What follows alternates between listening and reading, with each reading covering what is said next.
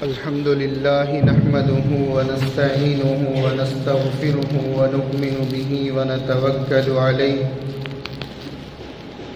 ونعوذ بالله من شرور أنفسنا ومن سيئات أعمالنا من يهده الله فلا مضل له ومن يضلله فلا هادي له ونشهد أن لا إله إلا الله وحده لا شريك له ونشهد أن سيدنا وسندنا ومولانا محمدا عبده ورسوله أما بعد فقد قال الله تبارك وتعالى في القرآن المجيد أعوذ بالله من الشيطان الرجيم بسم الله الرحمن الرحيم شهر رمضان الذي أنزل فيه القرآن وقال تعالى في مقام آخر يا أيها الذين آمنوا كتب عليكم الصيام كما كتب على الذين من قبلكم لعلكم تتقون وقال النبي صلى الله عليه وسلم من صام إيمانا واحتسابا في رمضان غفر له ما تقدم من ذنبه وقال عليه الصلاة والسلام من قام رمضان إيمانا واحتسابا غفر له ما تقدم من ذنبه أو كما قال النبي صلى الله عليه وسلم اللهم صل على محمد وعلى آل محمد بعدد أوراق الأشجار وبعدد أخطار الأمطار وبعدد دواب البرار والبحار اللهم صل على سيدنا ومولانا محمد كما هو أهله ومستحقه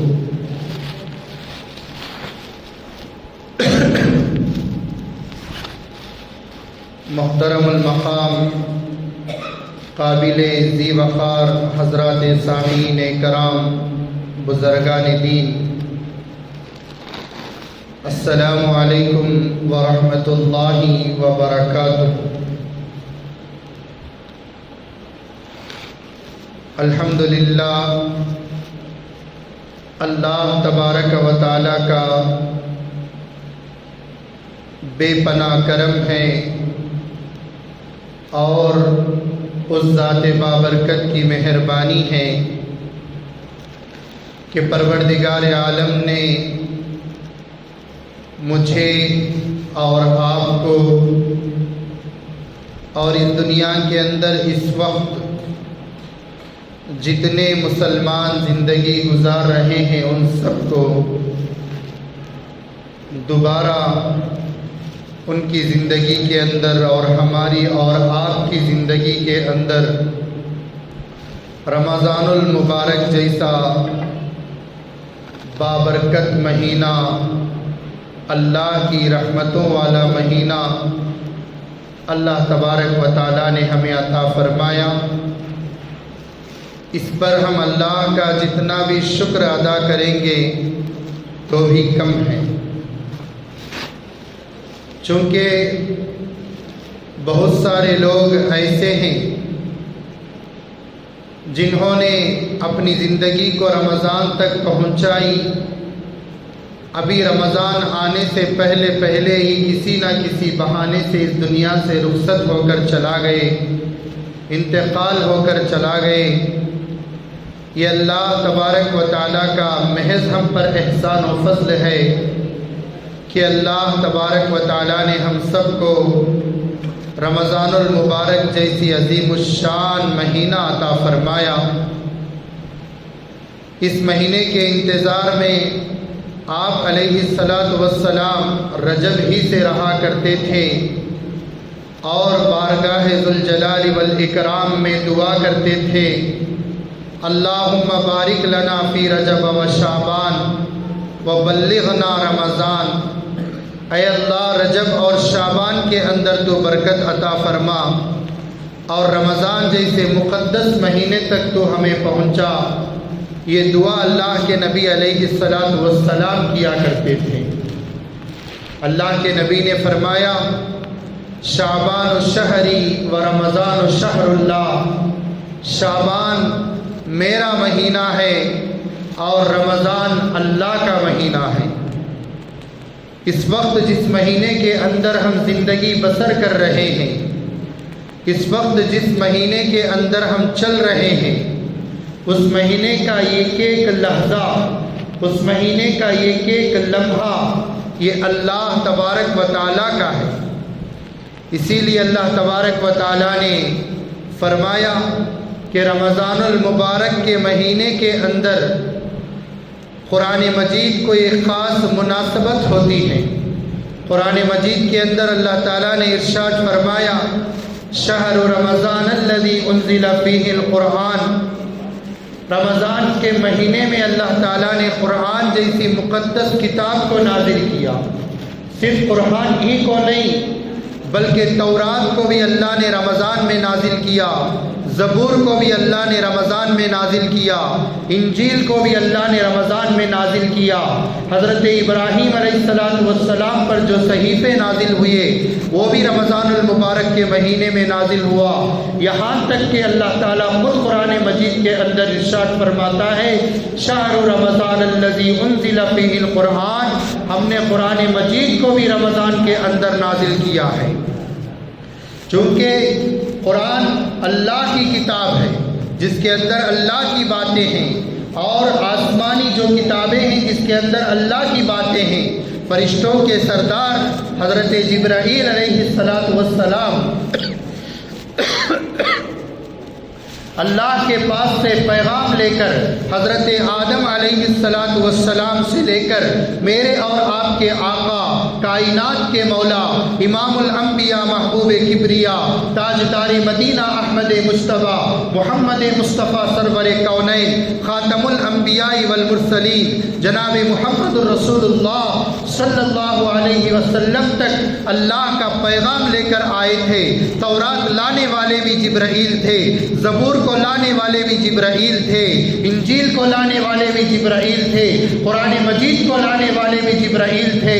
اس لیے کہ اس کے اندر اللہ کا کلام ہوتا ہے، اللہ کی بات ہوتی ہے، اللہ نے جو ارشادات فرمایا ہوتا ہے وہ ارشادات کو جبرائیل علیہ السلام انبیاء تک پہنچاتے ہیں۔ اسی لیے اللہ کے کلام کو اور رمضان کو ایک خاص ربط اور مناسبت ہوتی ہے۔ حضرت علی سے پوچھا گیا، اے علی، آپ کا اگر دل چاہے کہ آپ اللہ سے بات کریں تو آپ کیا کرتے ہیں؟ تو اس وقت حضرت علی فرماتے ہیں، میرا دل چاہتا ہے کہ میں اللہ سے بات کروں، میں کھڑا ہو کر اللہ کے سامنے نماز پڑھتا ہوں، جس سے میں یہ احساس کر لیتا ہوں کہ میں اللہ سے بات کر رہا ہوں۔ اس کے بعد حضرت علی سے پوچھا گیا، اے علی، اگر آپ یہ چاہتے ہو کہ اللہ آپ سے بات کرے تو آپ کیا کرتے ہیں؟ تو حضرت علی نے فرمایا، اللہ مجھ سے بات کرنے کی چاہت اگر میں رکھتا ہوں تو میں قرآن مجید جیسی مقدس کتاب کو کھولتا ہوں اور پڑھنا شروع کر دیتا ہوں، چونکہ قرآن کے اندر الحمدللہ رب العالمین سے لے کر من الجنۃ والناس تک جو 6660 پر 6 آیات اللہ نے نازل کیا، یہ ساری باتیں کسی اور کے نہیں ہیں، نہ ہمارے باپ دادا کے ہیں، نہ آدم کے ہیں، نہ موسیٰ کے ہیں،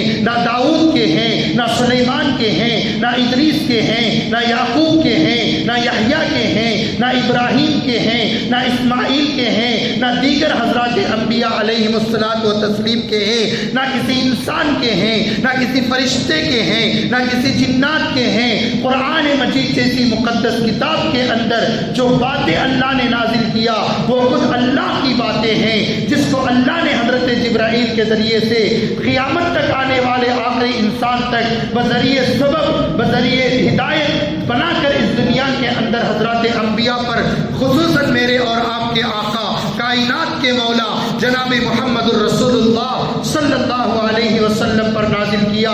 اسی لیے قرآن مجید کو اور رمضان کو ایک خاص تعلق ہے، اسی لیے رمضان المبارک کا مہینہ ایک بہت اچھا مہینہ ہے، بابرکت مہینہ ہے۔ اس مہینے کو ہر ایک کا ایک موسم ہوا کرتا ہے، سردی کا موسم ہوتا ہے، گرمی کا موسم ہوتا ہے، ٹھنڈ کا موسم ہوتا ہے، اور ہر ایک کا مغزیات کا، فروٹ کا، پھلوں کا بھی الگ الگ موسم ہوتا ہے، ترکاری کا الگ موسم ہوتا ہے، ہر ایک کا الگ الگ موسم دنیا میں ہوتا ہے۔ حضرات اکابر نے لکھا کہ اس دنیا کے اندر نیکیوں کا اگر کوئی موسم ہو، نیکیوں کا کوئی سیزن ہو تو وہ رمضان المبارک کا مہینہ ہوتا ہے۔ رمضان کے مہینے کے اندر اللہ کا بندہ اللہ کے سامنے عبادت کر کر اپنے بدن کو عبادت سے تھکائے، اپنی آنکھوں کو نیند سے ترسائے اور اپنے دل کو پاک و صاف کرے۔ اللہ نے اس رمضان کے اندر روزوں کو فرض کیا۔ اللہ نے فرمایا یا ایھا الذین آمنو، اے ایمان کا شعور رکھنے والو، اے قرآن کو ماننے والو، اے نبی کو ماننے والو، ایک اللہ پر توحید کو رکھنے والو، نبی کی رسالت کا ڈنکا بجانے والو، یا ایھا الذین آمنو، اے ایمان والو، کتب علیکم الصیام، تم پر ہم نے روزوں کو فرض کیا ہے، کما کتب علی الذین من قبلکم، اس سے پہلے تم سے پہلے والے لوگوں پر جس طریقے سے ہم نے روزوں کو فرض کیا تھا اسی طرح تم پر ہم نے روزوں کو فرض کیا ہے، لعلکم تتقون، تاکہ تم متقی بن جاؤ، تاکہ تم پرہیزگار بن جاؤ، تاکہ تم نیکوکار بن جاؤ، تاکہ تم قرب الہی کو حاصل کرنے والے بن جاؤ، تاکہ تم اللہ کے قریب ہو جاؤ۔ اسی لیے روزوں کو اللہ نے فرض کیا۔ روزہ ایک بہت بڑی چیز ہے، روزہ ایک بہت بڑی عبادت ہے۔ اسلام کے 5 ارکان میں سے روزہ ایک رکن ہے۔ رمضان کا روزہ اللہ تبارک و تعالی ہر مسلمان پر فرض فرمایا، ہر مسلمان پر، ہر عاقل بالغ مرد عورت پر اللہ تبارک و تعالی نے رمضان کے روزے کو فرض فرمایا ہے۔ ضروری ہے ان روزوں کا رکھنا، نہیں رکھیں گے تو اللہ کے پاس اس کی پکڑ ہوگی۔ آج ہم چھوٹے چھوٹے بہانوں سے روزے چھوڑ دیتے ہیں، کبھی گرمی کا بہانہ، کبھی ہمارے کاروبار کی سختی کا بہانہ، کبھی شوگر کا بہانہ، کبھی بی پی کا بہانہ، نہ جانے کیا کیا بہانے اس کے اندر ہم نکال کر روزوں کو، روزہ جیسی اہم ترین عبادت کو چھوڑ دیتے۔ کتنی بڑی عبادت ہے روزہ! روزے دار کی منہ سے نکلنے والی بدبو اللہ کے یہاں مشک سے زیادہ خوشبودار لگتی ہے۔ اتنا بہترین ہے روزہ رکھنے والے کی منہ سے نکلنے والی خوشبو۔ اس کے لیے دریا کی مچھلیاں دعائیں کرتے ہیں، ہواؤں میں اڑنے والے پرندے مغفرت کی دعائیں کرتے ہیں۔ اتنی اہم ترین عبادت ہے روزہ۔ آج روزے کو چھوٹے موٹے بہانے سے چھوڑ دیتے ہیں۔ اللہ کے پیارے حبیب جناب محمد الرسول اللہ صلی اللہ علیہ وسلم کی زندگی کو جب آپ اٹھا کر دیکھتے ہیں تو اس کے اندر آپ کو معلوم ہوتا ہے کہ اللہ کے نبی رجب ہی سے رمضان کی تیاری شروع کیا کرتے تھے، روزوں کی عادت اپنے اندر پیدا کرتے تھے۔ ویسے آپ علیہ السلام زندگی بھر روزہ رکھا ہی کرتے تھے، ایام 20 کے روزے رکھا کرتے تھے، دیگر نفل روزے بھی رکھا کرتے تھے، مگر رمضان کے روزوں کی خصوصی تیاری رجب ہی سے اللہ کے نبی علیہ السلام کیا کرتے تھے۔ اور نفلوں کا اہتمام، نمازوں کا اہتمام، دعاؤں کا اہتمام، تاکہ رمضان میں عبادت کرنے میں، روزے رکھنے میں ہمارے جسم کے اندر بشاشت پیدا ہو، ایکٹیونیس پیدا ہو، چست ہمارے اندر چستاگی آئے. اس لیے اللہ کے نبی علیہ السلام رجب ہی سے رمضان کی تیاری کرتے، اور آپ کے چہیتے حضرات صحابہ کرام رضوان اللہ تعالی علیہم اجمعین بھی آپ علیہ السلام کے نقش قدم کی اتباع کرتے ہوئے وہ بھی رمضان المبارک کی تیاری رجب ہی سے کیا کرتے تھے. مگر آج افسوس اس بات کی ہے کہ ہم رمضان تو ہمیں مل گیا، کتنے ایسے لوگ ہیں جن کو رمضان آنے سے پہلے کوئی ہارٹ اٹیک آ کر چلا گیا، کوئی ایکسیڈنٹ ہو کر چلا گیا، نہ جانے کن کن بیماریوں کے اندر گرفتار و مبتلا ہو کر اس دنیا سے چلا گیا. مگر یہ اللہ کا احسان اور کرم ہے کہ اللہ تبارک و تعالیٰ نے ہمیں رمضان المبارک جیسا عظیم الشان بابرکت و رحمتوں والا مہینہ عطا کیا. ہمیں معلوم نہیں کہ موت کب آئے گی، کس آن میں آئے گی، کس لمحے میں آ کر اپنی لپیٹ میں لے گی. ہمیں یہ بھی احساس نہیں، پتہ نہیں کہ آنے والے سال کا رمضان ہماری زندگی میں لکھا ہے یا نہیں. ایسی صورتحال ہماری زندگی میں رکھ کر ہم رمضان جیسی مقدس مہینے کے روزوں کو چھوڑ دیتے ہیں، اس کی عبادات کو چھوڑ دیتے ہیں، اس کے قیام کو چھوڑ دیتے ہیں، اور اللہ کے تقرب کے حاصل کرنے کا جو ذریعہ اللہ نے ہمیں رمضان عطا کیا اس کو ہم چھوڑ دیتے ہیں، اور ہماری زندگی جو کہ یوں رہ جاتی ہے. یہ اللہ کو پسند نہیں ہے. اسی لیے مسلمانوں ہمیں چاہیے کہ جب اللہ تبارک و تعالی ہمیں رمضان جیسا مقدس مہینہ عطا کیا تو ہم اس کی قدر کرنا چاہیے، اور اس رمضان کے اندر ہم خوب اپنے جسم کو عبادت سے تھکا کر، اپنی آنکھوں کو نیند سے ترسا کر، ہماری زبان کی حفاظت کرتے ہوئے، آنکھوں کی حفاظت کرتے ہوئے، کانوں کی حفاظت کرتے ہوئے. روزہ ایک ایسی چیز ہے جو گناہوں سے بچتا ہے. انسان جب زیادہ کھا لیتا ہے، انسان پیٹ بھر کر کھا لیتا ہے، جس کے ذریعے سے اس کے اندر کے خیالات منتشر ہو جاتے ہیں. جب انسان بھوکا رہتا ہے تو اس کے خیالات بھی اعتدال میں رہتے ہیں، میڈیم میں رہتے ہیں، جس سے بہت سارے گناہوں سے وہ بچ جاتا ہے. غصے سے کنٹرول ہو جاتا ہے، شہوت سے کنٹرول ہو جاتا ہے، اپنے اندر کے غلط خیالات سے کنٹرول حاصل کر لیتے ہیں. اسی لیے اللہ تبارک و تعالیٰ نے فرمایا لعلکم تتقون، اے ایمان والو تمہارے لیے روزوں کو میں اس لیے فرض کیا ہوں تاکہ تم متقی بن جاؤ، پرہیزگار بن جاؤ، نیکوکار بن جاؤ، اللہ کے مقرب بندے بن جاؤ. یہ صرف رمضان کے لیے نہیں ہے بلکہ یہ رمضان المبارک کا مہینہ 11 مہینوں پر اثر ڈالتا ہے. صرف ایک مہینے کا اثر پورے 11 مہینے پڑتا ہے. اسی لیے پورا سال بھر ہم کو اللہ تعالیٰ متقی بنانے کے لیے اس کو اللہ تعالیٰ نے یہ رمضان کو اس امت پر عائد کیا اور اس کے روزوں کو فرض فرمایا. اس کی تراویح کو اللہ تبارک و تعالیٰ نے ہمارے لیے ضروری قرار دیا. آج ہماری حالت ایسی ہے کہ رمضان کے اندر اللہ تبارک و تعالیٰ عبادتوں کے ثواب کو بڑھا دیا، عبادتوں کے 1/70 اللہ تبارک و تعالیٰ بڑھا دیا. کسی بھوکے کو کھانا کھلاتا ہے، کسی پیاسے کو پانی پلاتا ہے، کسی ننگے کو کپڑا پہناتا ہے، کسی غریب کا خیال کرتا ہے، کسی مدرسے کو دیتا ہے یا مسجد کو دیتا ہے، اللہ کی راہ میں خرچ کرتا ہے. ہر ایک کا ثواب اللہ تعالیٰ ایک کے بدلے میں 70 اللہ عطا کرتا ہے. یہ رمضان کی برکت ہے. مگر آج ہماری زندگی ایسی کی ایسی ہی رہ گئی.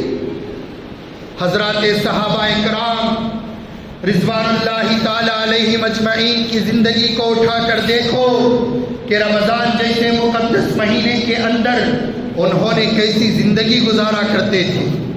حضرت معاذ بن جبل رضی اللہ تعالی عنہ بڑے جلیل القدر صحابی، ان کی خواہش تھی، ہمیشہ کہا کرتے تھے اپنے ساتھیوں سے میری موت یوں آنا مجھے پسند ہے کہ رمضان کا مہینہ ہوتا، میں روزے دار ہوتا، جہاد و جنگ کے اندر میں شرکت کرتا، گرمی کی تپش ہوتی، دشمنوں سے میں لڑا کرتا تھا اور دشمن پر وار کرتا تھا، اور میں دشمن مجھ پر حملہ کرے اور میں شہید ہو جاؤں، روزے کی حالت میں میں شہادت کا جام نوش کروں، اس حالت میں اللہ کی حضوری میں میری حاضری ہو، اللہ مجھ سے پوچھے کہ اے معاذ تو دنیا سے کیا لے کر آیا، میں اللہ سے کہوں گا پروردگار عالم دنیا میں رمضان کا مہینہ ہے، میں روزہ رکھ کر آیا ہوں، میں جہاد و جنگ کے اندر شرکت فرما کر آیا ہوں، روزے کی حالت میں شہادت کا جام نوش فرما کر تیری خدمت میں آ کر پہنچا ہوں۔ اللہ کو مجھے ایسا جواب دینا بہت پسند ہے۔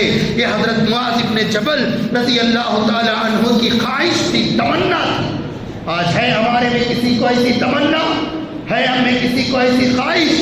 حضرت سالم رضی اللہ تعالی عنہ ایک جنگ کے اندر شرکت کرتے ہیں اور 12,000 صحابہ کا مجمع، تابعین بھی جس کے اندر شریک، ایسے حالت میں 3,000 ہمارے بہت بڑے بڑے علماء کرام شہید ہو جاتے ہیں، صحابہ شہید ہوتے ہیں۔ حضرت سالم رضی اللہ تعالی عنہ کے ہاتھ میں جھنڈا ہوتا ہے، ابھی وہ موت کی عجیب و غریب کشف و کشف کے اندر مبتلا ہوتے ہیں۔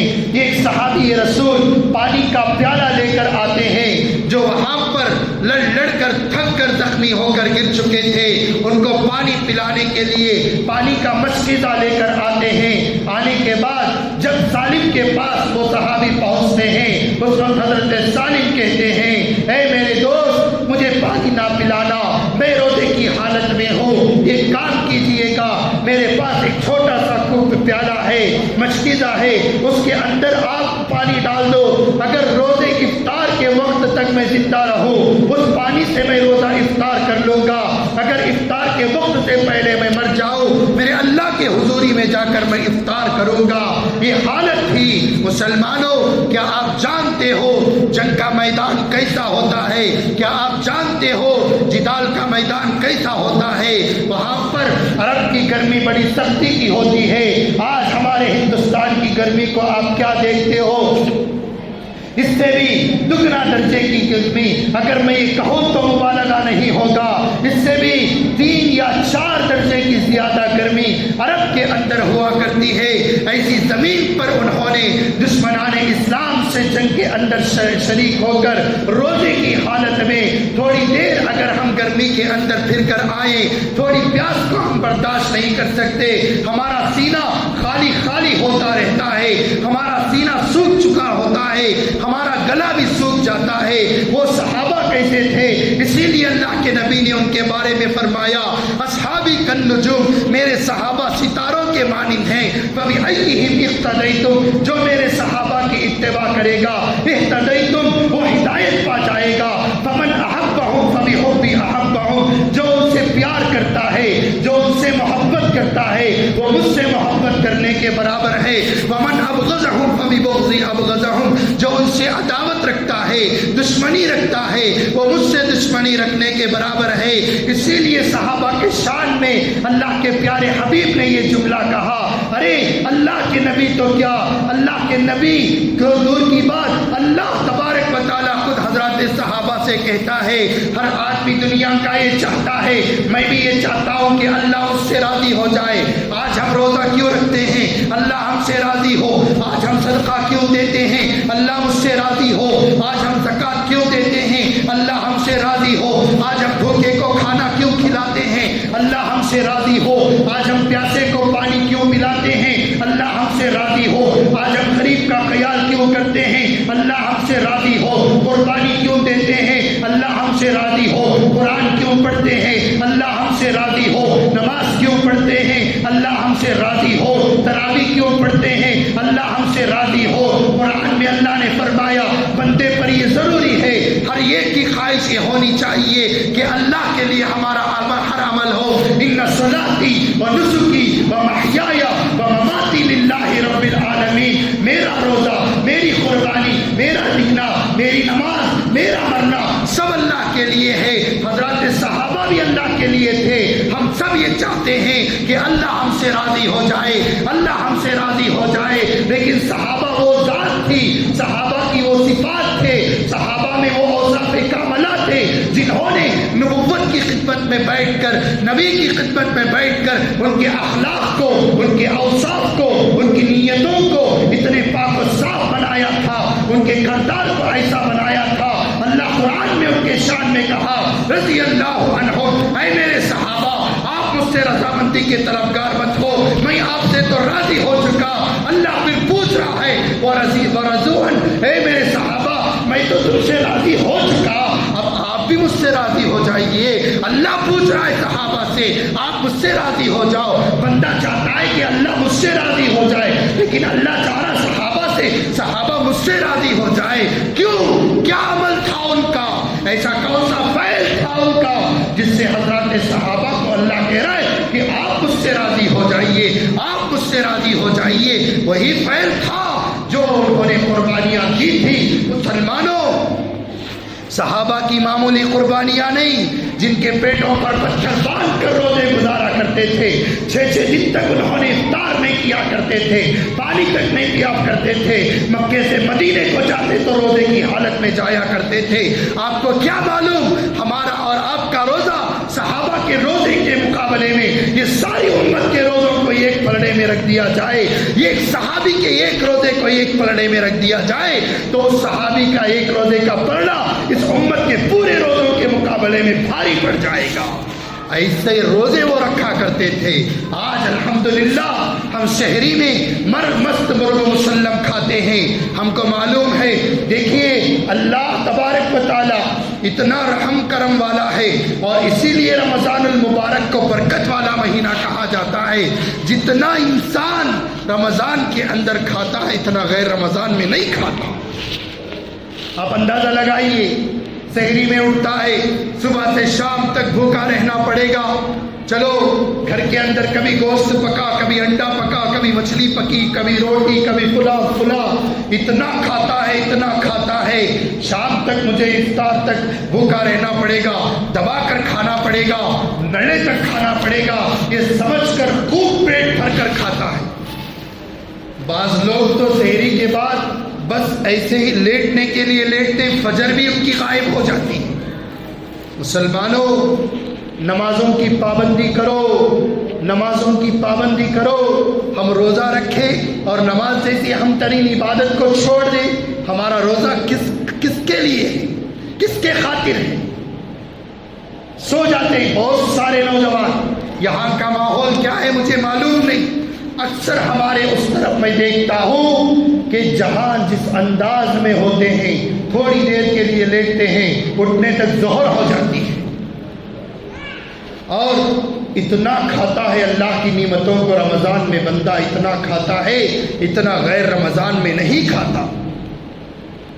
सहरी में खूब खाता है, फजर की नमाज को आया, अभी इमाम साहब सलाम फेरते नहीं, फौरन उठकर जाता है, बिस्तर पर पड़ जाता है।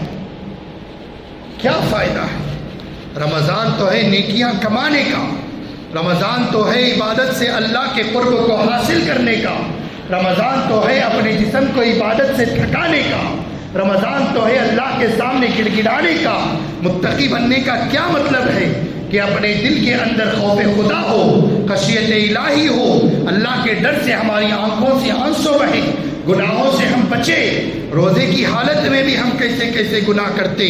कोई चुगली करता है, कोई गीबत करता है, कोई झूठ बोलता है, कोई गुनाह करता है। अल्लाह के नबी अलैहिस्सलाम ने फरमाया, जो रोज़े की हालत में झूठ बोलता हो या चुगली करता हो या कोई और गुनाह कबीरा करता हो, ऐसे रोज़े की ऐसा भूखा रहने से अल्लाह को कोई फ़ायदा नहीं है। अल्लाह इससे खुश नहीं होते। मुत्तकी बनने के लिए अल्लाह ताला रोज़ों को फ़र्ज किया। हमारी ज़बान को कंट्रोल में रखे, हमारी आँखों को कंट्रोल में रखे, हमारे दिमाग को कंट्रोल में रखे, हमारे कानों को कंट्रोल में रखे, हमारी ज़बान को काबू में रखे। ये ज़बान बड़ी ख़तरनाक चीज़ है। अल्लाह के नबी अलैहिस्सलाम ने फरमाया, अल मुस्लिमु मन सलिम अल मुस्लिमून मिन लिसानिही व यदिही। मुसलमानों में से सबसे अच्छा मुसलमान वो है, बेहतरीन मुसलमान वो है और अल्लाह को पसंदीदा मुसलमान वो है जो उसके ज़बान और हाथ से दूसरा मुसलमान महफूज रहे। तलवार की तरह वार करने से अपनी ज़बान को बचाओ, किसी पर नाक हाथ उठाने से अपनी ज़बान को बचाओ। ये खुसूसन रमज़ान के अंदर अपनी ज़बान को बचा कर रखो। झूठ से बचाओ, गीबत से बचाओ, गालियों से बचाओ, चुगली से बचाओ, गलत बातों से बचाओ। حدیث کے اندر اللہ کے نبی علیہ السلام نے سب سے پہلے زبان کا تذکرہ کیا، بعد میں اللہ کے نبی نے ہاتھ کا تذکرہ کیا۔ کیا آپ جانتے ہیں کیوں؟ اس حدیث کی تشریح کرنے والے حضرات محدثین نے فرمایا اللہ کے نبی علیہ السلام نے پہلے اس حدیث کے اندر جو زبان کا تذکرہ کیا اس لیے کیا ہے جتنا سامنے والے آدمی کو زبان سے کہنے سے تکلیف ہوتی ہے اتنا 10 بار ہاتھ سے مارنے پر تکلیف نہیں ہوتی۔ یہ معلوم تھا اللہ کے نبی کو، اسی لیے اللہ کے نبی علیہ السلام نے پہلے زبان کا تذکرہ کیا، بعد میں ہاتھ کا تذکرہ کیا۔ اپنی زبان کو قابو میں رکھو، اپنی زبان کو کنٹرول میں رکھو، اپنی نگاہوں کی حفاظت کرو، اپنے کانوں کی حفاظت کرو، اکثر وقت اللہ کی عبادت میں گزارو، قرآن کی تلاوت کرو اور تسبیحات کی پابندی کرو اور خوب اللہ کے راہ میں خرچ کرتے رہا کرو۔ اور قرآن کی تلاوت اگر کرنے نہیں آتا، پڑھنے نہیں آتا تو کوشش کر اپنے امام صاحب کے پاس بیٹھ کر یا کسی حافظ قرآن یا عالم دین کے پاس بیٹھ کر آپ قرآن کو سیکھو، سیکھ کر اعلیٰ درجے پر پڑھنے کی کوشش کرو۔ اگر پڑھنا نہیں آتا کم از کم قرآن کو کھول کر یہ کہ قرآن کے اور سطور پر، قرآن کے اور حروف پر انگلیاں پھیرتے جاؤ، اللہ تبارک و تعالیٰ اس پر بھی آپ کو اجر عطا کرے گا، اس پر بھی آپ کو ثواب عطا کرے گا۔ برا نہ ماننا، مجھے اس بات کے کہنے پر افسوس ہے کہ آج رمضان المبارک کا پہلا جمعہ ہے مگر اب تک ہماری یہ مسجد کھلی نہیں، اب تک ہماری اس مسجد کے اندر ہمارے اس محلے کے لوگ آئے نہیں۔ جمعہ کتنا بڑا مقدس دن ہے، وہ بھی رمضان المبارک کا جمعہ، کتنا پہلا جمعہ، اولھا رحمت۔ اللہ کے نبی نے فرمایا رمضان المبارک کا جو پہلا عشرہ ہوتا ہے وہ رحمت کا ہوتا ہے، یہ برکتوں والا ماحول، وہ فیوز کا ماحول، فرشتوں والا ماحول۔ یہاں پر بیٹھنے کے بجائے کتنے لوگ جمعہ کو تاخیر سے آتے ہیں جو خطبہ اور نماز پڑھ کر چلا جاتے ہیں۔ جمعہ کو اول وقت میں آیا کرو۔ یا ایھا الذین آمنوا اذا نودی للصلاۃ من یوم الجمعہ فاسعوا الی ذکر اللہ وذروا البیع۔ اے ایمان والو، جب جمعہ کے لیے آپ کو دعوت دی گئی، اب مؤذن کہے اللہ اکبر اللہ اکبر، اذان جیسی ہی ہوتی ہے اپنے کاروبار کو، تجارت کو بند کرو اور دوڑتے بھی اللہ کے گھر کی طرف آ جاؤ، آ کر اللہ کے گھر میں بیٹھ کر جمعہ کے لیے جمعہ کے خطبے کا انتظار کرو۔ یہ اللہ کا حکم ہے، قرآن کی آیت ہے۔ مگر جمعہ کی اذان بھی ہو گئی، بیان بھی آدھا ہو گیا، رمضان کا پہلا جمعہ، رحمت والا عشرہ، ایسے عشرے کے اندر بھی آج ہم اتنے لاپرواہی اور اتنے غفلت و کاہلی کے اندر ہیں کہ مسجد کے اندر آنے کو ہمارا دل نہیں چاہتا۔ مسلمانوں، اپنا یہ قیمتی وقت جو رمضان المبارک کا ایک ایک لمحہ بھی انتہائی درجے کی قیمت رکھتا ہے، یہ ان لمحوں کو برباد نہ کرو، ان لمحوں کو بیکار نہ کرو، ان لمحوں کو قیمت سمجھ کر گزارو۔ اسی لیے رمضان کا ایک ایک لمحہ، ایک ایک لحظہ بڑا قیمتی ہوتا ہے۔ اس پورے لمحات کے اندر خوب عبادتوں میں گزارو، خوب ریاضتوں میں گزارو۔ اللہ کے نبی نے فرمایا من صام رمضان ایمانا و احتسابا غفر له ما تقدم من ذنبه، جو رمضان المبارک کے مہینے کے اندر جو بندہ ایمان کے ساتھ اللہ کے ڈر اور خوف کو دل کے اندر رکھ کر روزہ رکھتا ہے، اللہ تعالیٰ اس کے پچھلے گناہوں کو معاف فرما دیتا ہے۔ اللہ کے نبی کی حدیث ہے، آپ علیہ السلام نے فرمایا، اللہ تعالیٰ نے فرمایا، حدیث قدسی ہے الصوم لی وانا اجزی بہ، روزہ میرے لیے ہے اور اس کا بدلہ میں خود ہوں۔ روزہ رکھنے سے اللہ خود بندے کو ملتا ہے، نماز پڑھنے سے ثواب جنت ملتی ہے، کوئی بندہ ذکر کرتا ہے تو ثواب ملتا ہے، کوئی بندہ اور کوئی خیرات کرتا ہے تو ثواب ملتا ہے، صدقہ دیتا ہے تو ثواب ملتا ہے، زکوٰۃ دیتا ہے تو ثواب ملتا ہے، حج کرتا ہے تو ثواب ملتا ہے، مگر اللہ کہتا ہے روزہ میرے لیے ہے اور اس کا بدلہ میں خود ہوں۔ اس کا مطلب کیا ہے کہ جو بندہ روزہ رکھتا ہے اس کو اللہ مل جاتا ہے، اللہ مل جاتا ہے۔ کتنی بڑی دولت ہے کہ ساری کائنات کا پالنے والا، ساری کائنات کا بنانے والا وہ اللہ جب ہمیں روزے سے ملے تو کتنی بڑی چیز ہے۔ اسی لیے مسلمانوں ہم کو چاہیے کہ کسی بھی حالت میں ہم روزے کو نہ چھوڑے، روزے کو ہماری حفاظت کرے، ہمارے روزوں کی ہم خود حفاظت کرے۔ کیسے؟ اپنی زبان کے قابو رکھنے سے، اپنی آنکھوں کو قابو رکھنے سے، اپنے کانوں کو قابو رکھنے سے، اور رمضان کے اس مقدس مہینے کے اندر خوب اللہ کی راہ کے اندر خرچ کرنے کی کوشش کرو، خوب دینے کی کوشش کرو، خوب دیا کرو۔ اللہ تعالیٰ کو دینے والے بہت پسند ہیں۔ حضرات صحابہ اکرام رضوان اللہ تعالیٰ علیہم اجمعین کی زندگی کو آپ اٹھا کر دیکھتے ہیں تو آپ کو معلوم ہوتا ہے کہ حضرات صحابہ کے درمیان جب اللہ کے نبی علیہ السلام چندے کا اعلان کرتے، اللہ کی راہ میں خرچ کرنے کا اعلان کرتے تو شرطوں پر صحابہ لا کر دیا کرتے تھے۔ یا رسول اللہ میرے گھر سے یہ اس کو قبول کر لیجئے، میرے گھر سے یہ اس کو قبول کر لیجئے، میں اس سے زیادہ لاؤں گا، میرے گھر سے یہ قبول کر لیجئے۔ شرط پیدا ہوا کرتی تھی، میں اس سے زیادہ دوں، میں اس سے زیادہ دوں۔ یہ حالت تھی حضرات صحابہ کی۔ کچھ نہ ہوتا تو اپنے بچوں کو لا کر دیا کرتے تھے۔ مدینہ منورہ کے اندر ایک عورت کی صحابیہ بیوہ، پیٹ میں معصوم بچہ تھا، شوہر کا انتقال ہو گیا، 8 دن کا معصوم بچہ۔ اللہ کے نبی علیہ السلام جنگ کے اندر جانے کے لیے چندے کا اعلان کرتے ہیں، ہر کوئی اپنی استطاعت و طاقت کے مطابق لا کر دے رہا ہے، ہر کوئی لا کر دے رہا ہے۔ ایک عورت اپنے پاس کا ایک 8 دن کا بچہ لے کر آپ کی خدمت میں پہنچتی ہے اور عرض کرتی ہے یا رسول اللہ آپ میرے بچے کو چندے کے طور پر لے لیجیے۔ تو اللہ کے نبی علیہ السلام پوچھتے ہیں بہن تیرے اس بچے کو لے کر میں کیا کروں؟ یہ بچہ نہ لڑ سکتا ہے، نہ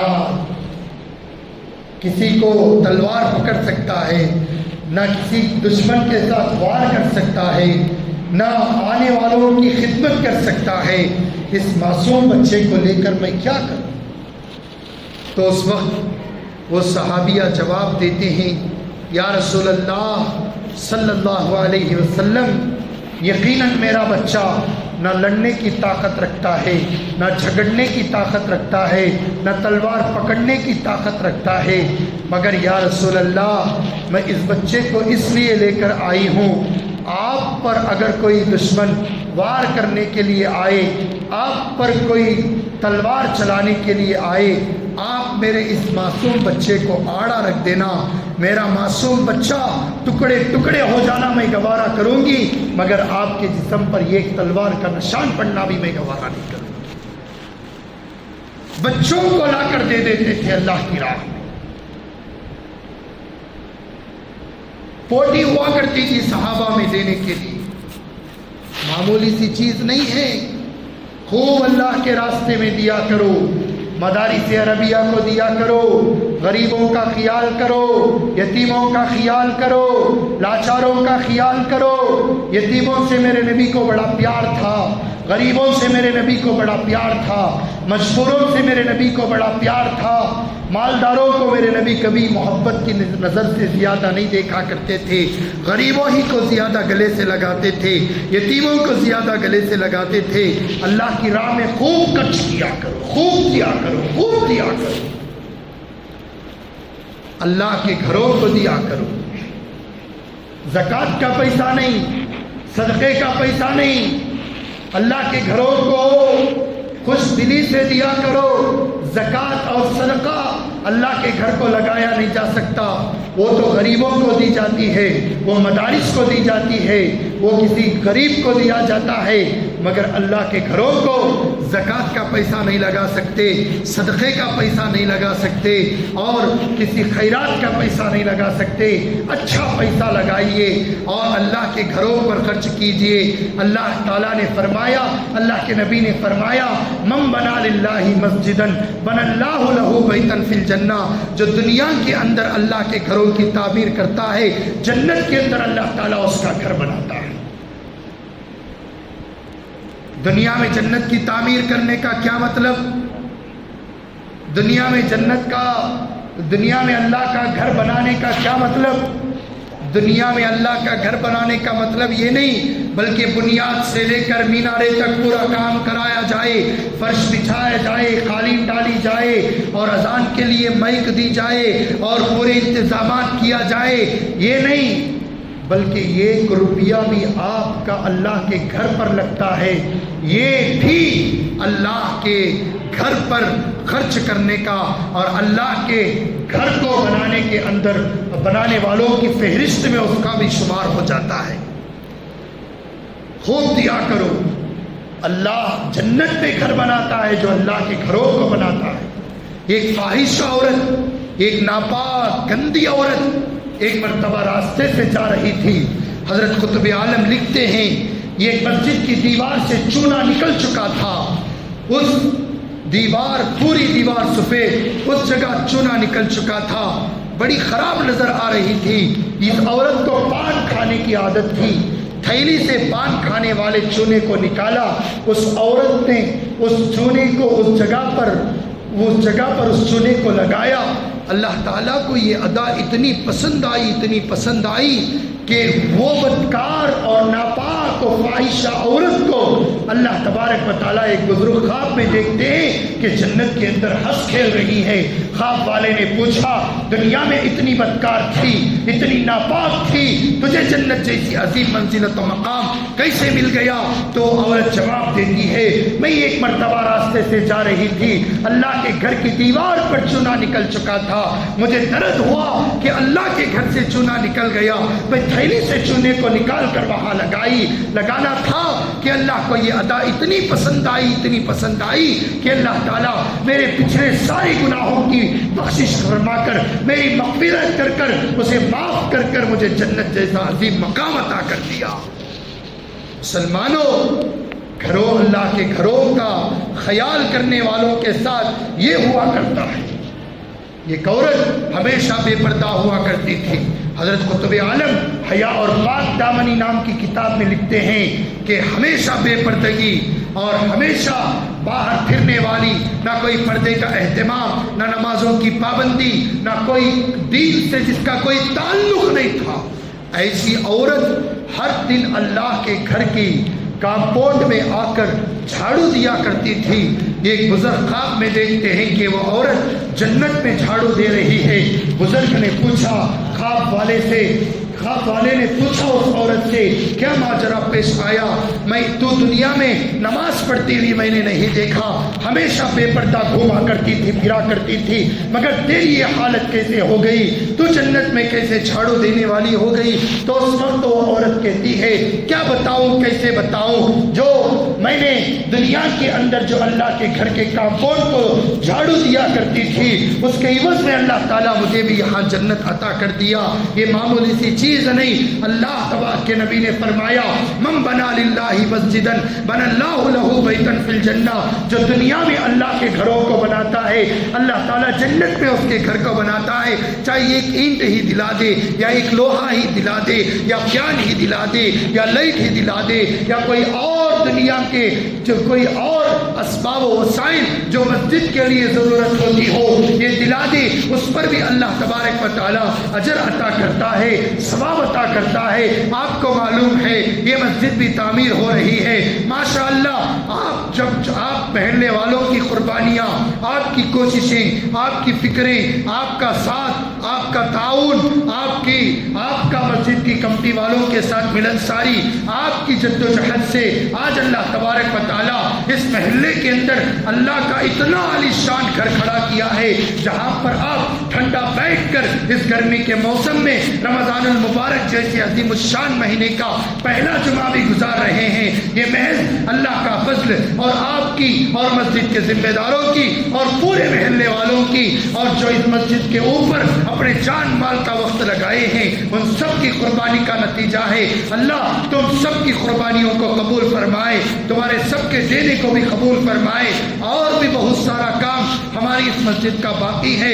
مسجد کے ذمہ داروں سے گزارشات آئے کہ آپ بھی رمضان المبارک کے مہینے کے اندر جو اپنا کمائی کا کچھ حصہ جو آپ کماتے ہیں، چاہے دن میں 500 کماتے ہو، 1000 کماتے ہو، تو ایسی صورت میں اپنی استطاعت و طاقت کے مطابق آپ نکال کر دے دیجئے گا۔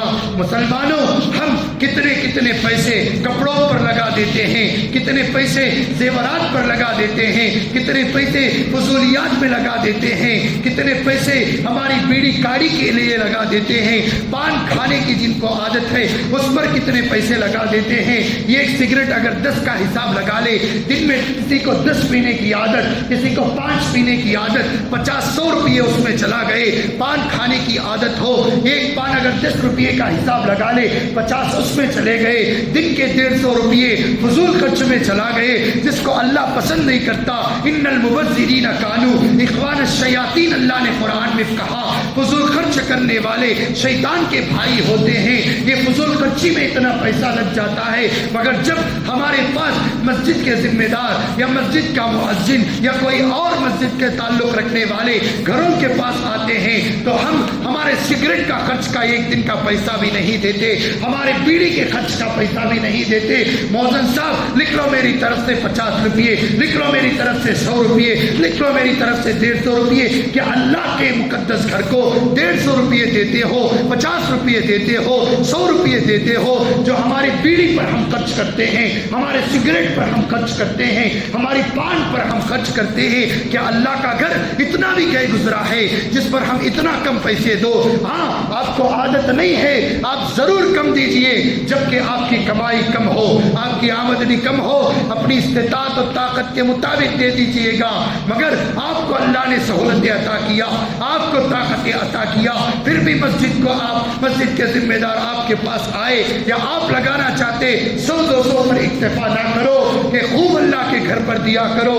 جب آپ اللہ کے گھروں پر خرچ کرتے ہیں تو اللہ تعالیٰ آپ کے گھر پر خرچ کرنے کے اسباب اور وسائل کو مہیا کرتے ہیں۔ آپ کو معلوم ہے ہمارے اس مسجد کے اندر امام صاحب کا، خطیب صاحب کا، مؤذنین صاحبان کا، تراویح پڑھانے والوں کا اور بہت سارے اخراجات ہیں، کوئی آمدنی کا ذریعہ نہیں، کاروبار تعمیری کام بھی جاری ہے، رمضان کا مقدس مہینہ ہے، 1 روپیہ خرچ کرے تو 70 روپیے خرچ کرنے کا اللہ تعالیٰ ثواب عطا کرتا ہے۔ اسی لیے اس مقدس مہینے کے اندر آپ اللہ کے گھر کو سب سے پہلے ہماری محلے کے مسجد کا حق بنتا ہے، اسی لیے پورے محلے والے اکٹھا ہو کر ہم بھی اللہ کے گھر کو دیں گے یہ کہہ کر خوب اس اللہ کے گھر کا تعاون کرنے کی کوشش کرے اور رمضان کی اس بہترین اور بابرکت ساعتوں میں خوب اپنے جسموں کو عبادت سے تھکا کر خوب عبادت میں آراستہ کرو، نفلوں کا اہتمام کرو،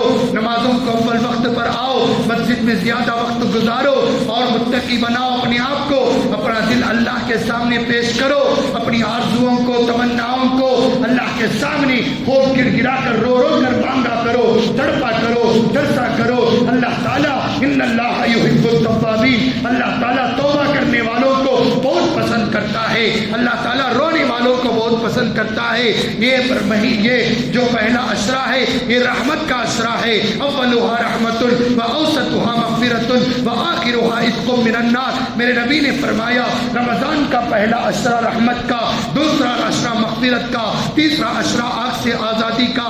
تو ایسے مقدس مہینے کے ان 3 عشروں کے اندر خوب ہم اللہ کا تقرب حاصل کرے, اللہ سے لو لگائے, اللہ تبارک و تعالیٰ سے خوب ہم مانگے, اپنی ضروریات کو, اپنی حاجتوں کو, اپنی مشکلوں کو, اپنی پریشانیوں کو خوب مانگے, اللہ سے لے. یہی وہ مہینہ ہے جس میں اللہ سے خوب ہم لیا جاتا ہے. ہمارے مانگنے کے اندر کمی ہے. لا تقنطوا من رحمت اللہ, اللہ کی رحمت سے کبھی مایوس نہ ہونا. اللہ کی رحمت خوب دینے والی ہے. اللہ کے خزانے میں کسی قسم کی کمی نہیں ہے. خوب مانگا کرو. اور ایک گزارش آخر میں یہ ہے کہ نمازوں کا اول وقت میں آیا کرو, خصوصاً جمعہ کے دن جیسے ہی اذان ہوتی ہے آؤ اللہ کے گھر کے اندر بیٹھ کر سورہ کہف کی تلاوت کرو یا کوئی اور سورت کی تلاوت کرو, قرآن کو پڑھو. کتنا بڑا ثواب ہے. جمعہ کے وقت میں دعائیں مانگا کرو کہ جمعہ کے وقت میں کیسی گھڑی ہوتی ہے, اس گھڑی میں اللہ تعالیٰ کرنے والی دعا کو رد نہیں کرتا. خوب دعائیں کیا کرو, خوب اللہ سے مانگا کرو. ایسے جمعہ کے لیے تاخیر سے نہ آیا کرے, یہ اللہ کو پسند نہیں ہے. یا ایھا الذین آمنوا اذا نودی للصلاۃ من یوم الجمعہ فاسعوا الی ذکر اللہ وذروا البیع. اے ایمان والو, جب منادی پکارے اللہ کے گھر کی